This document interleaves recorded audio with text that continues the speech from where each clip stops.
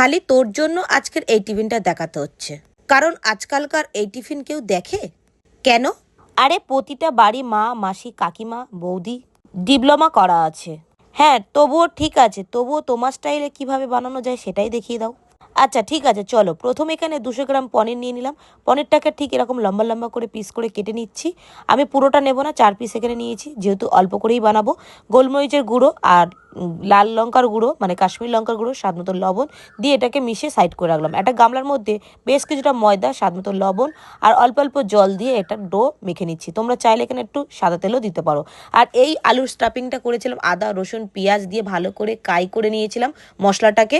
ওর মধ্যে জিরের গুঁড়ো, ধনের গুঁড়ো দিয়ে দিয়েছিলাম, তারপরে স্বাদ মতো লবণ, হলুদ গুঁড়ো, লঙ্কার গুঁড়ো দিয়ে ভাজা মশলা দিয়ে আলু দিয়ে এটাকে তুলে নিয়েছি। তারপরে ম্যাগি মশলা দিয়ে ভালো করে মেখে নিলাম। তারপরে এখানে যে ময়দাটা মেখে রেখেছিলাম, 10 মিনিটের জন্য রেস্টে রেখেছিলাম, সেই ময়দাটার থেকে 3টে লেচি কেটে নিয়েছি। আমি বেশি ছোট ছোট করছি না, যতটুকুনি ময়দা নিয়েছি আমি 3টে লেচি কেটে নিয়েছি। আর এবারে বেলে নেবো একটুখানি ময়দার গুঁড়ো দিয়ে, আর একদম পাতলা করে বেলে নিচ্ছি। আর চারো সাইডে আমি এরকমভাবে মানে ছুরি দিয়ে কেটে নিচ্ছি। আর হ্যাঁ, কে কোথা থেকে ভিডিওটা দেখছো অবশ্যই কিন্তু কমেন্ট করো, তবে তো ধন্যবাদ জানাবো নাকি। ভিডিওটি যদি ভালো লেগে থাকে অবশ্যই বন্ধুদের সাথে শেয়ার করার অনুরোধ রইল।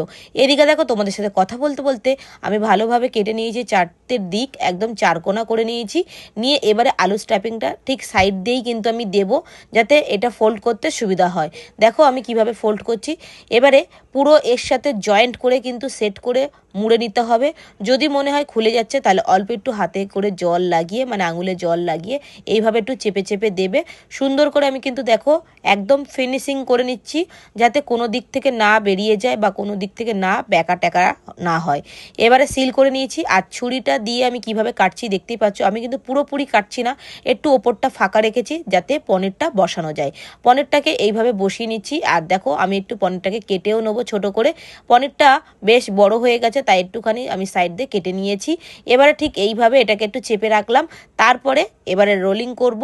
রোলিং করে নিয়ে তারপরে এইভাবে একটা প্যাঁচানোর সিস্টেম করে নিলাম। এরকমও করতে পারো, প্লাস তোমরা এইভাবে একটুখানি চেপে নিয়ে পনিরটা দিয়ে তারপর এরকম পেঁচিয়ে পেঁচিয়ে ওপর দিয়ে জয়েন্ট করে নেবে।